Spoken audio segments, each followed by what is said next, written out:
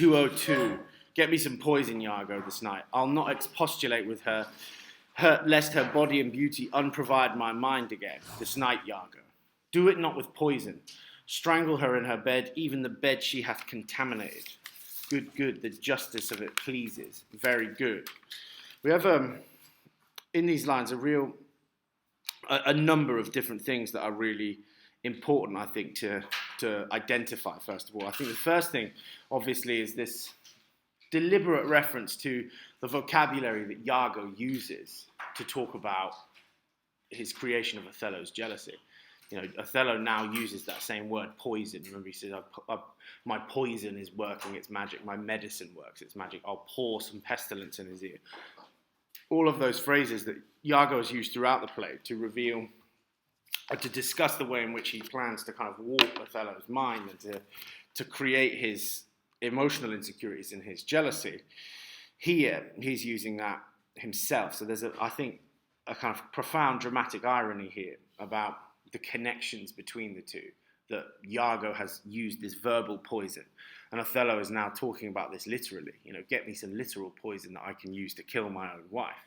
And you can see, by virtue of the kind of semantic echoes, the connection between the two, the mental and psychological poison that Iago has poured into his ear, as he describes it, and the actual outcome, the tangible outcome of this is that Othello has this murderous intent. Iago doesn't like this, though. He says, do it not with poison. Strangle her in her bed, even the bed she hath contaminated. Now, one of the ways to look at this part, the idea that somehow Iago thinks this kind of poisoning of her is not suitable. The first thing that concerns me as a human being about this is this sort of, there's an aesthetic component to this, you know. Don't do it with poison. It's almost as if he's kind of directing a play here. You know, don't do it with poison. You need to strangle her in her bed, because that has its own thematic logic. You know, there's a thematic logic to murdering her in her bed that isn't there if you poison her. And I think this is where we constantly have these suggestions throughout the play of Iago's kind of creativity, his interpersonal imagination, and his ability to understand the positions of others and to conjure stories, his ability to conjure narratives, and to force Othello to kind of adhere to the narratives that he creates is evident here. So I think the incident itself reveals that Iago is kind of conceiving of this plot, quite literally plot in terms of the way we talk about it in literature classes, from an aesthetic perspective. And the strangling of her in her bed has a kind of a thematic logic that poisoning her wouldn't. And what that then obviously begs the question is, well, what thematic logic? Why the bed? Why the bed itself? Well, one of the ways of seeing this is obviously it's a fulfillment of that Charivari, that we're going to use the bed as a symbol of sexuality and a symbol of the consummated marriage that the play's events have managed to defer.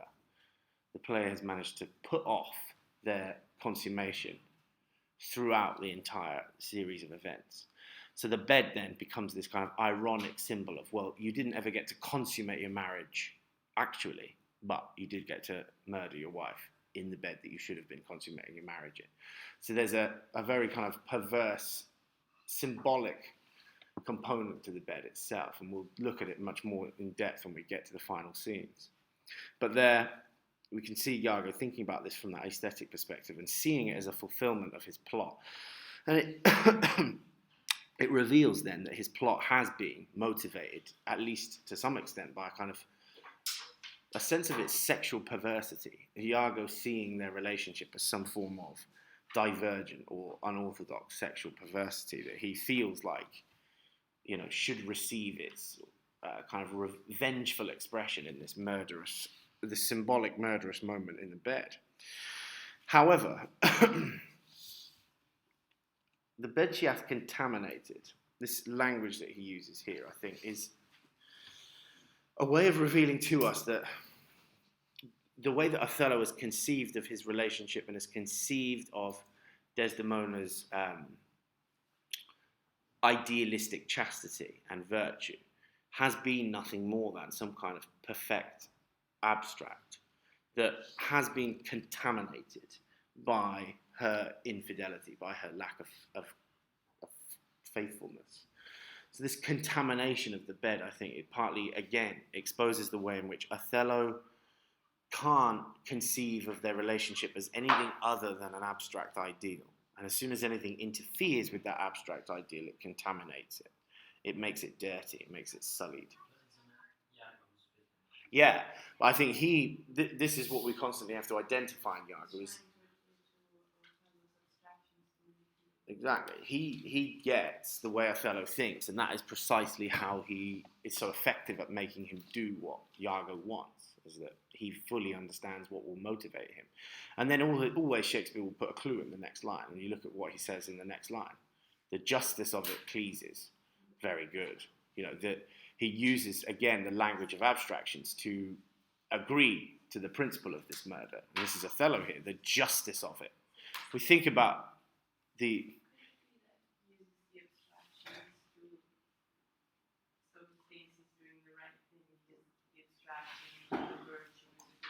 precisely, that's exactly what is happening here. When he says the justice of it pleases, we think of the warped conception of this word that this particular use of it suggests, that somehow that this is just, this is right and just.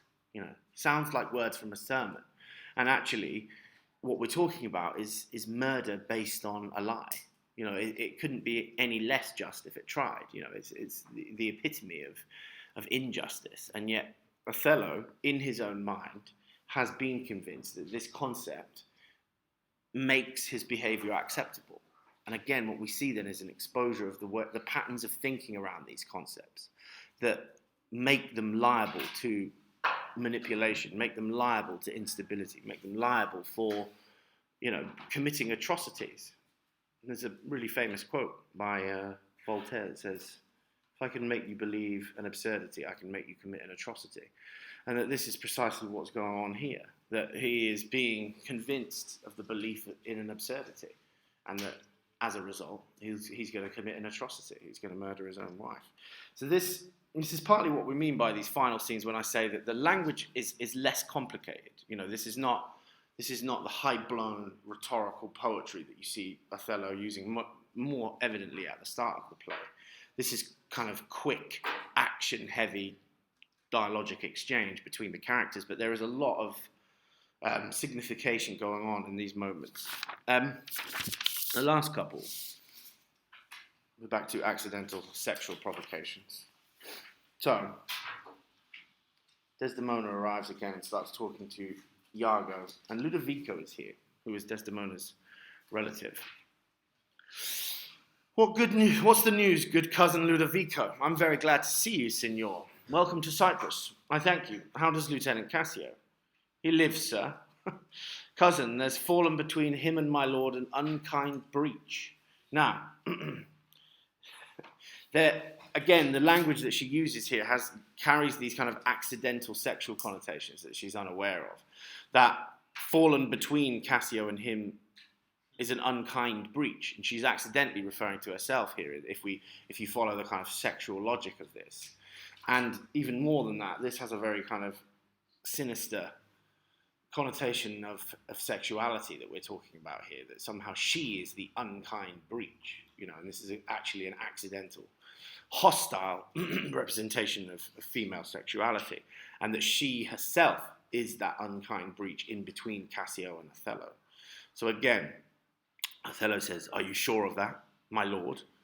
This fail you not to do as you will." Othello here is quoting and is all over the map. His mind is all over the show here. He absolutely is losing the plot through this kind of rampant jealousy. Ludovico says, "Maybe the letter moved him, for as I think, they do command him home, deputing Cassio in his government." What he's obviously paranoid about at this particular moment in time is the fact that Ludovico has arrived at Cyprus and is trying to explain why Othello has been called back to Venice. But the language that he uses there, deputing Cassio in his government, allowing Cassio to take his place and to govern. And these phrases, again, have very explicit sexual connotations. That when you leave, Cassio is going to take your place. And that means sleeping with your wife. So there is again Desdemona's response. By my troth, I am glad on it. I am happy to see Othello leave and for Cassio to be in charge. Indeed, my lord, I am glad to see you mad. Why, sweet Ophelia? Devil, he strikes her. This is what provokes him to actually hit Desdemona in the face. And then the final moments in this particular scene are the ones, I think, where we get the beginnings of the breakdown, the beginnings of Othello publicly falling to pieces. Ludovico is the first to comment on this. You know, Ludovico is Desdemona's cousin. He is a figure of Venice. He's an authority figure. He's connected to the state. My lord, this would not be believed in Venice, though I should swear I saw it. Now, what we've got here is the contrast again between the reality of what is unfolding in front of Ludovico's eyes, even though that reality is itself based on a lie. So the reality that Ludovico is seeing here is based on the fiction of Iago's kind of plotting and his manipulations. He then reveals that this reality that he's seeing would not then be believed in Venice. And so therefore, the conflict is between the way the world is seen in Venice and the supposed reality of Othello's violence at this time. So you think about how those three layers of reality destabilize the conception of truth and honesty. Again, there's a complex sense of irony there. However, more than this, what it reveals is that the way, the lens through which society is understood in Venice is often at odds with the kind of brutal violence of existence that we're seeing here. You know, that the conception of Othello that resides in Venice is one of nobility, honor, virtue. And really key to that, one of the integral components of this is what we would call his stoicism. I'm not sure if this is vocabulary that you've ever encountered before. Does anyone know what this means, stoicism? You've never seen this before? Okay. Is it like a view on life which is very formal? Yeah, nearly. Stoic really is controlling your feelings, not allowing your feelings to be expressed excessively. So it comes from actually Marcus Aurelius was a kind of Stoic philosopher, Boethius, both Romans actually. Stoicism is a school of philosophy that preaches kind of self-control, self-restraint, the toleration of suffering, you know, the ability to put yourself through tiring, troublesome circumstances and bear those circumstances with a sense of dignity and forbearance. And Othello's position is based really on his ability to be stoic. His ability to tolerate suffering and prejudice and the harsh realities of his upbringing. You know, he's a kind of stolen slave and a child soldier. The ability to deal with all of those things relies on his stoicism. And this is why he is so deeply committed to these abstract concepts. They are a way of him remaining stoic. If I can commit myself to virtue, if I can commit myself to honor and nobility, I prevent myself from behaving impulsively and from then doing anything to tarnish my value as a citizen of Venice, because he knows it's based on precarious kind of foundations. And so this is really where his commitment to these ideas come from. And it's where also he lacks the kind of faith in the body and the impulsive behavior to actually engage deeply and kind of sexually with Desdemona. You know, Stoicism is based on actually being suspicious of bodily impulse, being kind of hostile towards those components of our identities and our being. You could relate this similar to like death in Venice, right? Yeah, if you think of, you know, the Dionysian that we looked at when we were looking at Death in Venice, the Dionysian conceptions are the opposite, really, of Stoicism. Stoicism is based on that sort of Apollonian distinction of the self, and of the self as something highly ordered and committed. And Othello desires that. He desires that sense of commitment and clear, concrete identity and rationality. Iago knows, though, and this is why Iago is such a kind of evil genius, is that he knows that the only place where he is vulnerable on that front is with Desdemona. The place where he cannot allow his stoicism to dominate him is with Desdemona, and that's exactly the source that he uses to provoke Othello's vulnerability. You know, if we think of those phrases from the opening scenes where he says, being brought up as a soldier, I've made the flinty and steel couch of war my thrice-driven bed of down. Those phrases are phrases that reveal to us that he has learnt to put up with crap, basically. He has learned to tolerate suffering quietly and with forbearance. Iago knows the source of his weakness. His Achilles heel is his lack of stoicism when it comes to his relationship with Desdemona. This, I think, becomes a big part of these final scenes in Act 4. And this is, I think, why you see these kind of conflicted oscillations in him between just worshipful language of her and then this really heavy-handed kind of moralizing language about her being, lacking virtue and not being chaste. Is that internal conflict about his failure to control himself is playing out through these scenes. And you see this here. This would not be believed in Venice, though I should swear it. This is very much, make her amends, she weeps. Oh, devil, devil, if that the earth could teem with woman's tears, each drop she falls would prove a crocodile out of my sight. Crocodile's tears are supposed to be these kind of performative false ones. So he's talking here about her falsity. Desdemona then says, I will not stay to offend you. And Ludovico says, truly an obedient lady, I do beseech your lordship, call her back. He's celebrating Desdemona, but using language again that is dramatic irony. She is truly an obedient lady. Her obedience in leaving, because this scene is tense and awkward, is what he is celebrating here, Ludovico, her cousin. And then this language here that he uses, I do beseech your lordship, call her back, is meant to obviously say to Othello, well, get her back, let's sort this issue out, let's not leave on this moment of tension. But the line itself, I think, comes back to some of Othello's paranoias, particularly, remember his kind of extended metaphors of falconry, of having an animal, a tame animal, and actually desiring, at that moment, he uses that falconer extended metaphor to talk about cutting her loose and letting her roam free. Calling it back would be the way in which you would get a falcon to return back to the glove. So he uses language here, Ludovico, that I think plays into Othello's anxieties about his inability to control Desdemona, to have her be obedient.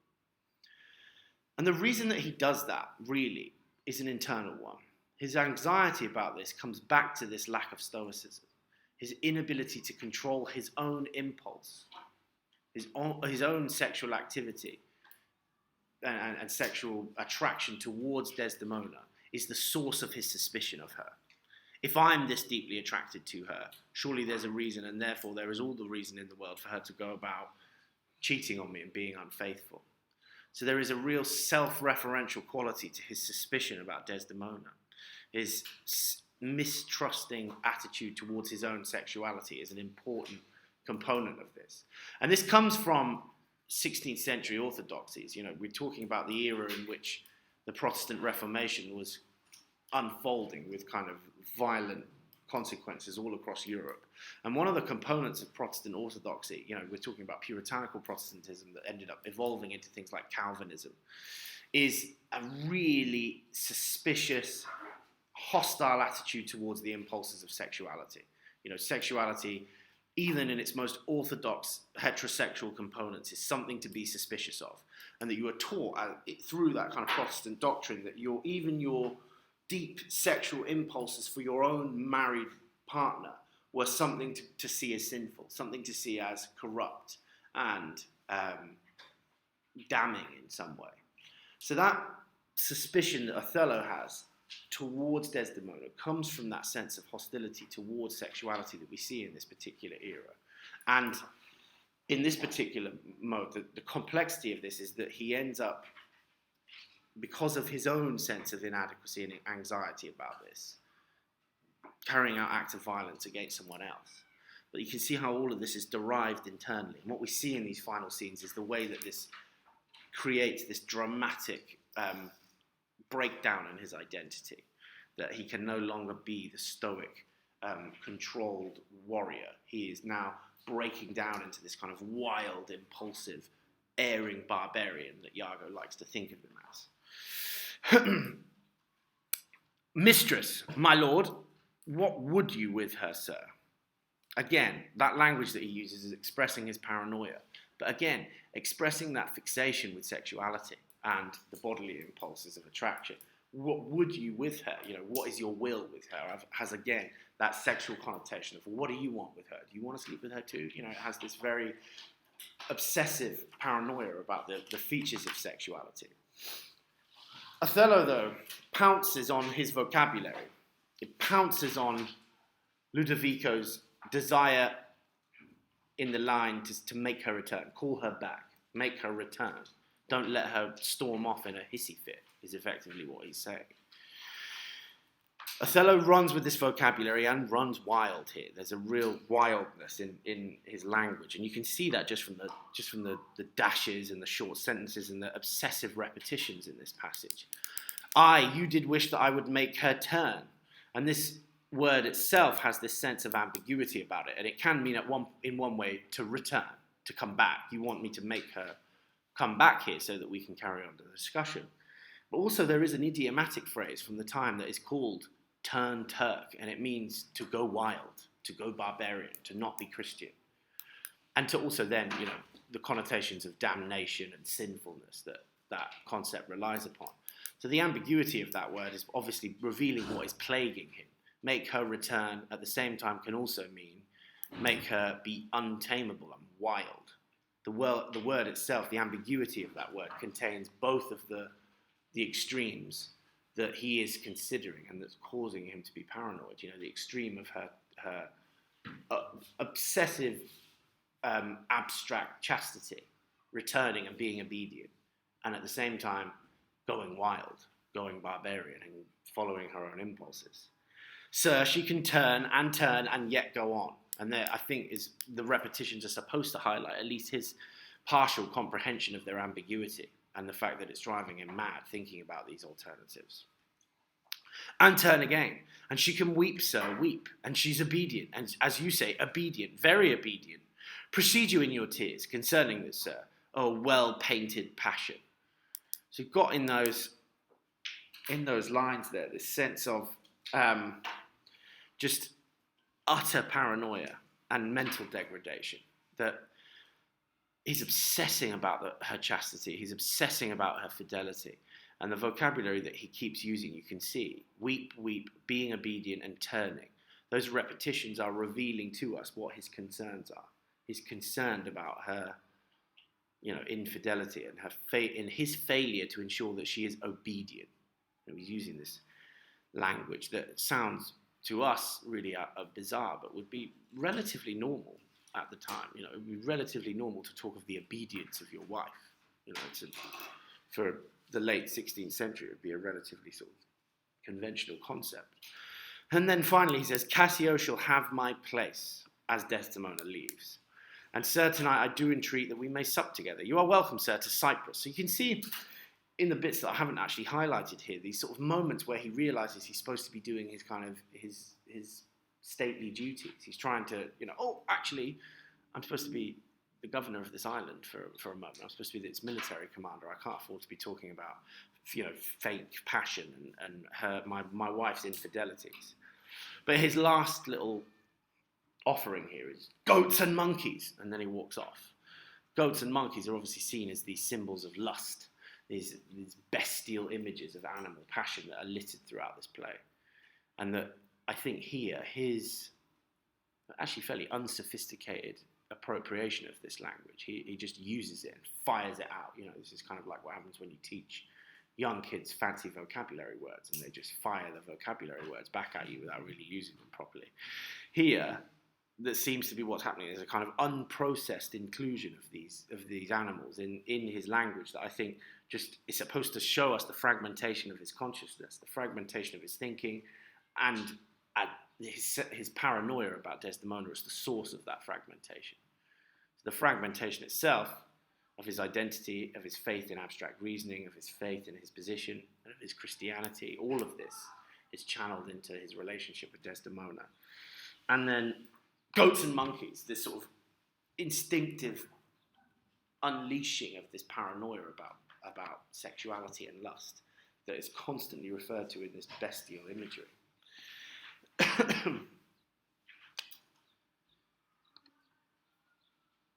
As he leaves, Ludovico explains clearly how his identity is breaking down. Is this the noble Moor, whom our full Senate call all in all sufficient? Is this really him that our full Senate, our entire body of government, describes as being all in all sufficient? And there's a number of different ways to read that phrase. That he is sufficient entirely for the state. His ability as a military commander allows him to be effectively a kind of a universal get-out-of-jail card for the Venetian state. He is so effective as a military commander that he could almost run the army on his own, is one way of reading this. But also this describes him and the way that he is seen, that he is entirely self-sufficient. He is not vulnerable to the whims of fortune and chance and difficult circumstances because he is so stoic. So his stoicism, again, comes back to the way he is seen here. And Ludovico goes on to articulate this. Is this the nature whom passion could not shake? Is this the human being that supposedly was so stoic that no unfortunate circumstances could rattle him, could make him feel affected by fortune and vulnerable because of that? Whose solid virtue the shot of accident nor dart of chance could neither graze nor pierce? So the solidity of his virtue, we've got here, I think, in this play, an oxymoron. His virtue, as we've seen, virtue is a fig, according to Iago. So how can it be solid at the same time? You know, there's a logical contradiction in this phrase that is revealing Ludovico's attitude to virtue as this, again, this abstract concept that is reliable, and Othello's commitment to that is based on his stoicism. But in the terms of this play, we've seen that virtue is anything but solid and stable. It's an unstable, slippery, abstract concept. And the fact that society's respect for him is kind of read out of this perception of his stoicism, the fact that like it's not actually true. Yeah. Could show that his power is kind of unfounded. Absolutely, and that is why Othello, when in the previous parts of the scene that we've read, when he's losing control of himself, Iago knows this, and he's master at provoking him to do so and to keep it going and to make him feel vulnerable. That moment where he is in a fit of frenzy, unaware of what's going on, and Iago tells him that Cassio is here. To Othello, that is the deepest sense of vulnerability. That someone who is seen as this all in all sufficient, noble, stoic military commander that passion could not shake has been in this kind of apoplectic fit of frenzy in front of the man who is his subordinate and is supposedly sleeping with his wife. That is the height of his vulnerability. And it sheds a bit of light, I think, on the way in which he behaves in this scene, why that sense of passionate vulnerability is such an issue for him. Iago knows this, though. His final lines show us how pleased he is with this outcome. Alas, alas, it is not honesty in me to speak when I have seen what I have seen and known. So here, Ludovico is asking Iago, what the hell is going on? Is this normal? Is this his use? Or did the letters work upon his blood? Did this letter that's been sent to him that demands that he come home, has that produced in him this unusual kind of passionate outrage? And create this fault? Is this a new thing? Is he always like this? Alas, alas, it is not honesty in me to speak what I have seen and known. Now, we have, again, that word cropping up. There's a really famous Shakespeare scholar, William Empson, traced this word. There's something like 52 uses of this word in this play. And, he didn't just count them, he was writing an essay about it. Here, it's not honest in me to speak what I have seen and known. It's very deliberately paradoxical. How is it not honest to speak about what you have seen and known? And again, we've got Iago drawing attention to the fallaciousness of this concept. That it wouldn't be honourable, and I wouldn't be an esteemed subordinate of Othello in terms of rank, were I to tell you everything that I've seen and known. So what he manages to do simultaneously here is appear to be the good, servile subordinate, at the same time as actually implying to Ludovico, well, good God, imagine what you haven't seen if you think this is bad. I wouldn't be honest if I told you everything that I've seen, revealing to him, obviously, that there is a lot more to see, and that he can't tell him it. Oh, I couldn't possibly tell you. So he manages to be the servile, kind of obsequious subordinate, this unimportant subservient of Othello, at the same time as the person who is encouraging the hostile perception of him that troubles him so deeply. So